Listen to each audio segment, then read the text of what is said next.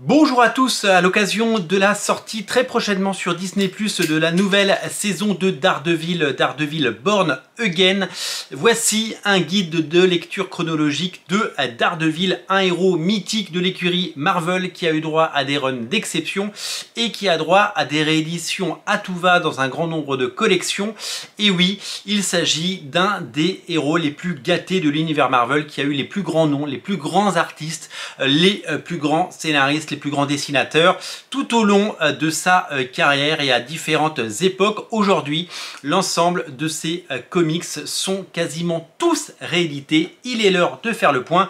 Venez avec moi, je vous accompagne, je vous guide et je vais vous donner les clés pour bien débuter Daredevil, qui fait partie de mes héros préférés. Il n'y a pas plus tard que hier soir dans la voiture, mon fils de 9 ans me demandait mes héros préférés chez Marvel. J'ai répondu Daredevil en premier, j'ai répondu les X-Men, bien entendu, vous connaissez ma passion pour les X-Men, et Spider-Man. Ce sont pour moi les trois sommets de cette cathédrale qu'est Marvel Comics, et ce sont les héros que j'aime. Daredevil, c'est évidemment Matt Murdock, avocat, mais également justicier. Il est non-voyant, la justice est aveugle lui aussi, et nous allons parcourir ensemble les créations et vous guider dans cette jungle totale et dans le foisonnement des créations et des runs d'exception proposés par des auteurs de légende. On va pas commencer par les premiers épisodes de Daredevil des années 60. Nous allons nous contenter et nous allons nous concentrer sur les grands runs consacrés à Daredevil. Et on va pas commencer de façon chronologique, mais on va revenir dans le passé de Daredevil pour raconter ses origines, avec des histoires qui n'ont pas été créées dans les années 60, mais des histoires qui ont été créées dans les années 90 et au début des années 2000, puisque par deux fois les origines de Matt Murdock et Daredevil ont été narrées, ont été racontées par des grands auteurs, Frank Miller et John Romita Jr. dans une mini-série qui s'appelle Daredevil, l'homme sans peur, Man Without Fear. Dans cette mini-série ancrée par Hal Williamson, on y découvre comment le jeune Matt Murdock a eu cet accident, comment il a développé ses facultés et comment il est devenu un justicier. Récit fondateur pour ce qui est de Daredevil. Frank Miller a redéfini à tout jamais les origines du personnage avec une histoire magnifiquement illustrée par John Romita Jr. et Hal Williamson. C'est du très grand talent et c'est vraiment quelque chose de formidable que je vous invite à redécouvrir, puisque ce sont les origines définitives, et c'est là-dedans que les producteurs de la série télé sur Netflix, qui maintenant est sur Disney+, sont allés chercher tout cela. Autre relecture des origines de Daredevil, c'est dans le fantastique Daredevil jaune de Jeff Loeb et Tim Sale. On va replonger dans les vertes années de Daredevil, comment il a eu son costume rouge, comment il est devenu ce justicier, comment il a débuté dans ce costume qui fait penser à un catcheur. C'est une histoire absolument fabuleuse par le génialissime Jeff Loeb et le regretté Tim Sale, qui était un dessinateur d'exception.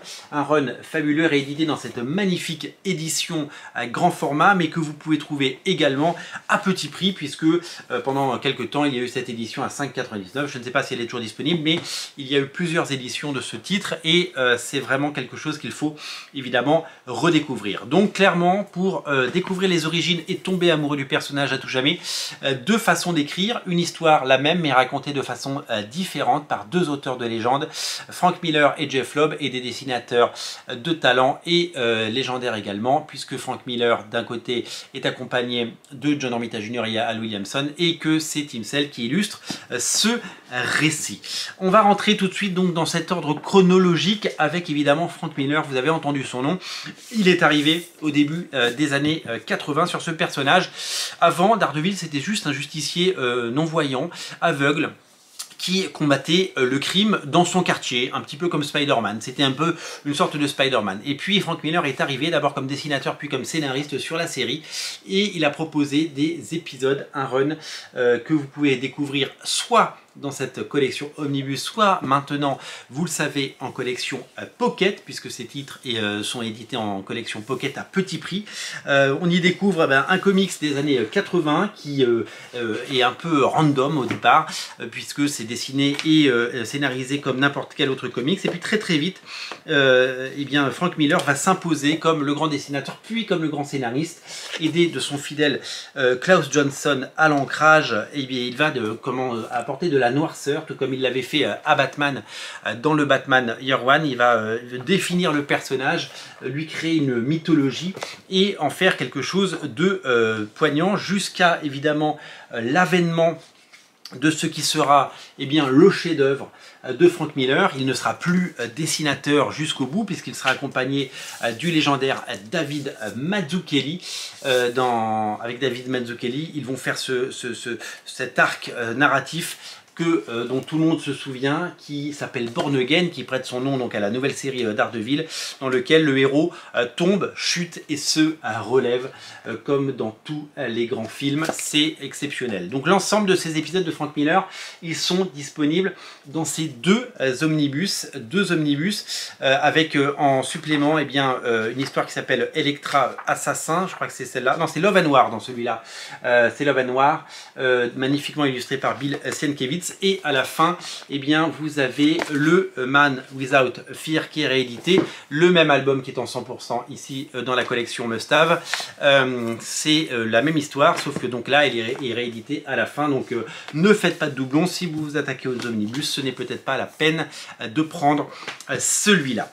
Quand Frank Miller est parti de la série, il l'a laissée orpheline, et c'est la fantastique Ann Nocenti qui a repris les rênes en continuant ce qu'avait fait Frank Miller, bien sûr, mais en apportant un petit peu plus de lumière, un petit peu plus de clarté. Et ces épisodes, en tout cas en partie, sont réédités dans cet omnibus. Il n'y a pas toute la première partie du run. Alors ce qu'il faut comprendre dans les comics, c'est que il y a eu des centaines d'épisodes et que tout aujourd'hui n'est pas réédité. Mais tout ne mérite pas non plus d'être réédité, parce que certes il y a des complétistes qui veulent tout avoir, mais l'idée est de prendre du plaisir et de découvrir les grands arcs de ces comics et de ces séries. Ann Nocenti est arrivé avec un dessinateur que vous connaissez, c'est John Romita Jr., qui quelques années plus tard fera les origines de Daredevil, et ils vont ils vont redéfinir le personnage. Graphiquement c'est époustouflant, hein. J'ai parlé de Hal Williamson à l'ancrage, il était déjà là. Ça nous donne quelque chose de particulièrement savoureux et bien mené. C'est un des runs les plus appréciés de l'histoire de Daredevil, et c'était pas facile de passer après Frank Miller. Ann Nocenti l'a fait avec talent et brio, et ça a donné des épisodes de légende qui viennent d'être réédités chez Panini Comics en omnibus, avec notamment l'apparition d'un personnage mythique que vous allez découvrir, qui s'appelle Typhoid Mary, qui va certainement vous séduire et qui va certainement vous régaler. En tout cas, c'est la promesse. Pendant les années 90, Daredevil a une vie plutôt difficile dans les pages des comics Marvel, puisque il y a toute une partie qui est notamment scénarisée par Winchester, qui va nous proposer une version plus guerrière de Daredevil, avec un dessin assez haché, et une armure. Il a une armure avec vraiment, c'est une version très années 90 du personnage. Ça a été réédité récemment dans la collection Epic. C'est un livre que vous pouvez encore trouver, mais je considère que ce n'est pas la meilleure partie, et j'ai décidé de faire un saut dans le temps pour arriver en 1998 avec l'arrivée de Kevin Smith, le réalisateur de Clerks et Dogma, sur la série. Joey Quesada est embauché pour créer le label Marvel Knight. Il fait venir tous ses copains, des gens qui ont bossé chez Vertigo dans le comics indépendant, et il va lancer une multitude de séries, notamment Les Inhumains de Paul Jenkins et Jaeli, mais aussi le Punisher de Garcenis et Steve Dillon, et lui va dessiner, Joey Quesada, la série Daredevil. Alors cette série Daredevil, les 8 premiers numéros vont être scénarisés par Kevin Smith, on l'a dit, qui va revenir aux racines, qui va les puiser dans ce que Frank Miller avait fait de meilleur, et tout en le modernisant et tout en faisant avancer l'histoire. Graphiquement, c'est dans l'air du temps, c'est vraiment magnifiquement dessiné, graphiquement parfait. C'est quelque chose qu'il faut vraiment savourer pour ce que c'est, parce que c'est vraiment un pur plaisir graphique et c'est tout simplement quelque chose qui va vous régaler et c'est à la fois fidèle à ce qui a été fait dans le passé et c'est quelque chose qui ouvre vers l'avenir. Daredevil, c'est une série qui n'était quasiment plus éditée au moment où elle est reprise par Kevin Smith et par Joe Quesada. Ils vont en vendre plus de 100 000 exemplaires et ça va être un véritable phénomène. Ils ont fait les 8 premiers numéros de cette nouvelle série qui a droit à un nouveau numéro 1. À l'époque, il n'y avait pas beaucoup de nouveaux numéros 1. Un relaunch qui permet de relancer de la plus belle des façons la série. Suite à ça, Kevin Smith s'en va, il est remplacé par David Mack. David Mack va créer le personnage d'Echo et va scénariser. Il ne fait que scénariser, c'est toujours Joe Quesada au dessin. Il va scénariser cette rencontre avec Echo, nouveau personnage protégé du Caïd, de Wilson Fisk, du Kingpin. Et on va plonger dans une nouvelle saga et une nouvelle romance qui va être particulièrement soignée. Le ton est donné, les épisodes suivants de l'épisode 9 à 15 nous donnent un aperçu du talent et du génie de ces auteurs. Vraiment, ce run est vraiment génial. Si vous voulez découvrir du Daredevil moderne sans vous ruiner et sans aller directement vers un omnibus, je vous recommande ces deux albums. Ils sont disponibles dans la collection Must Have, vous la reconnaîtrez avec son bandeau qui brille et avec ses prix qui sont en dessous autour des 20 €, on va dire. Joe Quesada, suite à ça, a fait quelques années plus tard une série, d'abord en hommage à son propre père décédé, et revenir sur la paternité et sur la filiation. Daredevil est un fils de boxeur, Jack Battling Murdoch, qui meurt pendant un combat, ou en tout cas après un combat, vous découvrirez les conditions, et il décide de rendre un hommage à son père dans une série qui s'appelle Daredevil Phaser, qu'il scénarise et qu'il dessine. C'est un véritable chef-d'œuvre, ce récit, que vraiment je vous invite à découvrir, qui est également disponible dans la collection Must Have. Vous pouvez le lire à la suite de ces deux tomes, puisque c'est vraiment dans la même veine et que c'est le même artiste, c'est Joe Quesada, donc allez-y. L'ensemble de ces 3 volumes sont à retrouver dans un omnibus. Vous pouvez les prendre soit à l'unité, soit dans un omnibus qui s'appelle Marvel Knight par Joe Quesada. Je vous ai parlé du scénariste David Mack, qui était également dessinateur. Sachez que David Mack, il a également illustré une histoire de Brian Michael Bendis, puis il y a eu une mini-série qui s'appelait Daredevil Ninja par Brian Michael Bendis toujours, et enfin un run de Bob Gale. Aujourd'hui, à l'heure où j'enregistre cette vidéo, l'album, qui est un album de luxe, format de luxe chez Panini, n'est pas encore sorti, on aura l'occasion d'en parler sur Radio Comics, mais il s'insère juste après ces épisodes de David Mack, puisque certains sont inédits depuis plus de 20 ans, ils sont tous sortis à une époque, mais ça fait très longtemps qu'ils ne sont pas sortis en album. Donc il y a un album qui s'intercale entre celui-là et celui-là, qui sont tous les deux de David Mack, et on en reparlera très prochainement, bien entendu. Pour l'heure, il y a ce titre qui reprend également des épisodes de la série Daredevil, puisque David Mack, après avoir été scénariste de Daredevil, puis dessinateur dans les épisodes que je ne peux pas vous montrer aujourd'hui, eh bien, il a été scénariste et dessinateur. Il a refait appel au personnage d'Echo, sa création, qui a également fait l'objet d'un, vous le savez peut-être, d'une série sur Disney+, qu'on peut oublier, mais il a quand même créé ce personnage et ça, il faut lui rendre. Fantastique dessinateur, peintre, qui est artiste complet, qui nous a régalé. Eh bien, dans un album sorti dans la collection Prestige, vous pouvez retrouver l'intégralité de cette saga. Suite à l'ère David Mack, eh bien, Joe Quesada, qui était éditeur en chef, fait appel à un nouveau scénariste qui venait du monde de l'indépendant, qui avait travaillé chez Todd McFarlane sur une série qui s'appelait Sam and Twitch. Il fait appel à Brian Michael Bendis et Alex Maliv, qui avaient déjà travaillé ensemble chez McFarlane, pour lancer un run qui va durer 4 tomes, pour redéfinir le personnage. Vous pensiez avoir pris une claque avec Frank Miller, attendez de lire le Daredevil de Brian Michael Bendis et Alex Maliv.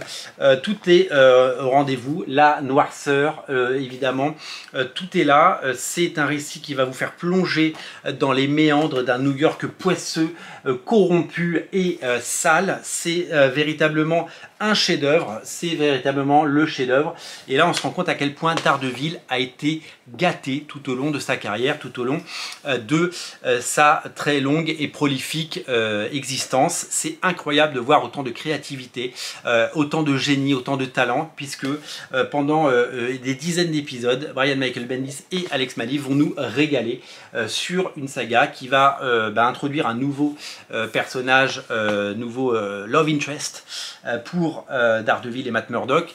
Ça va être tout simplement peut-être les meilleurs et les plus grands épisodes de la saga, et donc c'est réuni en 4 tomes dans ce format de luxe qui sont disponibles, 4 tomes qu'il faut absolument avoir lu, pardon. C'est fondateur pour le personnage, c'est aussi bien que Frank Miller, et c'est peut-être ce que ces auteurs ont fait de mieux. Brian Michael Bendis, vous le connaissez, hein, c'est le scénariste de la série Ultimate Spider-Man.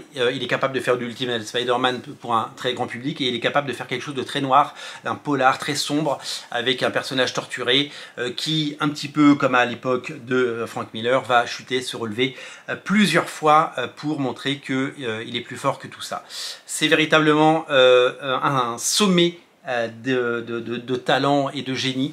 C'est Daredevil par Brian Michael Bendis. On pensait avoir évidemment touché du doigt le plafond de la chapelle Sixtine en voyant ce comics. C'était sans compter sur l'arrivée d'un autre scénariste superstar qui depuis a fait carrière dans l'indépendant et notamment sur les séries Criminal. C'est Ed Brubaker. Ed Brubaker qui a repris et qui a pris ce pari totalement fou de reprendre Daredevil après Bendis, c'est-à-dire qu'on pensait qu'on avait atteint le sommet de l'Himalaya, et là on va aller encore plus haut, on va aller vers les étoiles, puisque le run de Ed Brubaker est quasiment aussi bon, voire meilleur. Vous allez découvrir, c'est la continuité. Là où il commence, c'est quand le tome 4 s'arrête, le tome 1 commence. C'est génialissime, c'est grandiose, c'est à lire, c'est un chef-d'œuvre.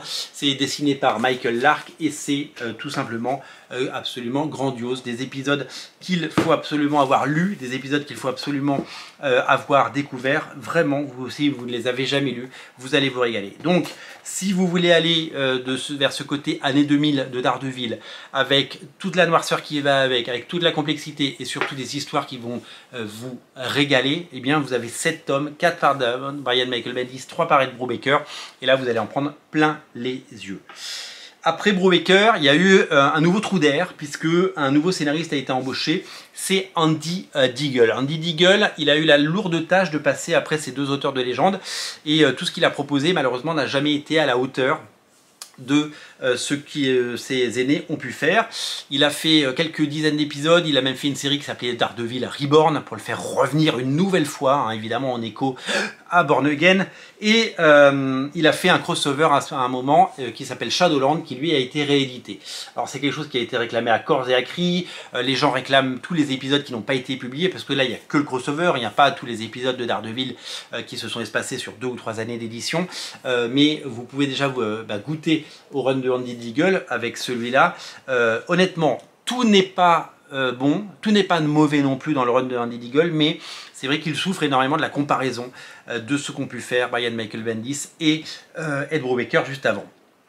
Comme Daredevil n'a eu que des hauts et des bas, je vous ai dit que pendant les années 90 il y avait eu un gros trou d'air, eh bien il faut attendre l'arrivée d'une légende pour que Daredevil atteigne les sommets à nouveau, puisque le scénariste Mark Waid, le géant Mark Waid de Kingdom Come, et qui fait un nombre de séries incalculable comme le Justice League Unlimited en ce moment, eh bien il est arrivé sur la série et a décidé non seulement d'aller puiser plutôt dans ce qu'avait fait Anno Santi plutôt que ce qu'avait fait Frank Miller. Il part sur quelque chose de beaucoup plus léger, beaucoup plus aérien, beaucoup plus coloré, beaucoup plus joyeux. Un Daredevil vraiment coloré qui est qui revient vraiment vers ce qu'on a pu découvrir avant la période Frank Miller, mais avec toute la complexité et la modernité des comics d'aujourd'hui. Un run absolument fabuleux, d'autant qu'il est accompagné d'artistes de légende, puisque c'est d'abord Paolo Rivera qui fait les premiers épisodes, puis Marcos Martin, et enfin Chris Samnee, le légendaire Chris Samnee, avec qui il fait le Batman et Robin Year-One, que vous avez peut-être lu en version originale et qui arrive très vite chez Urban Comics, et avec qui il avait fait notamment du Rocketeer et plein d'autres choses encore. Vraiment un duo qui marche super bien, si bien que ils relanceront la série pour un 2e volume et que toute l'intégralité de leurs épisodes tient en 2 omnibus dans cette collection. S'en suivra une période qui sera scénarisée par quelqu'un qui a beaucoup travaillé chez Star Wars, qui est Charles Soule. Charles Soule qui était lui-même avocat, donc c'est très drôle de le voir scénariser des épisodes de Daredevil, puisque Daredevil est avocat le jour, vous le savez. Charles Soule, il va être accompagné de Ron Garnet et ensemble ils vont faire quelque chose d'assez étonnant, un run assez intéressant qui mériterait d'être redécouvert je pense aujourd'hui, puisque il y a beaucoup de talent et beaucoup de qualité, mais c'est vraiment quelque chose que j'ai besoin de relire aujourd'hui pour me faire un avis. C'est sorti en 100% chez Panini, il n'y a pas eu de belle réédition pour le moment, peut-être que ça arrivera, donnez-lui le temps qu'il faut. Dans l'ère moderne, il y a eu 2 périodes récentes sur Daredevil, avec évidemment toujours ce défi pour les scénaristes de passer, même 10 ans après, même 15 ans après Ed Brubaker et Brian Michael Bendis. Eh bien, Chip Zdarsky, scénariste de Batman, scénariste et dessinateur de Public Domain et dessinateur de la série Sex Criminal, eh bien, arrivera sur la série avec le fantastique Marco Checchetto, le dessinateur de Ultimate Spider-Man, sur une série qui va mettre tout le monde d'accord, puisque tout le monde s'accorde à dire que c'est vraiment quelque chose qui va dans la droite lignée de ce qu'on a pu lire avant. Il a relevé le pari, ce qui s'est sorti une première fois en 100%, c'est après disponible en deluxe. 3 tomes sont disponibles, je crois qu'il y a un 4e qui doit sortir si je ne me trompe pas, pour rééditer cet arc complet de Daredevil par Chip Zdarsky et Marco Checchetto, qui nous propose une relecture moderne avec, vous le voyez en couverture, le personnage d'Electra qui va prendre la tenue et qui va évidemment devenir la nouvelle Daredevil. Récemment, on a eu une période qui est un petit peu, challengée en ce moment. C'est la période Saladin Ahmed qui est disponible dans l'autre format, le 100% en plus petit format. Pour le moment, le public n'a pas l'air de répondre aussi favorablement que Chip Zdarsky, mais on laissera le temps et l'histoire juger son arc et voir s'il aura une réédition en deluxe et si dans quelques années on en parlera de la meilleure des façons. Enfin, je voudrais terminer avec un récit sorti quelques années après la fin du run de Brian Michael Bendis, puisque à cette époque-là, chez Marvel, ils aimaient bien faire les X-Men The End, les Avengers The End, c'est raconter la dernière histoire des héros. Eh bien, ils l'ont fait avec Daredevil, qui ne s'appelait pas The End, mais End of Day.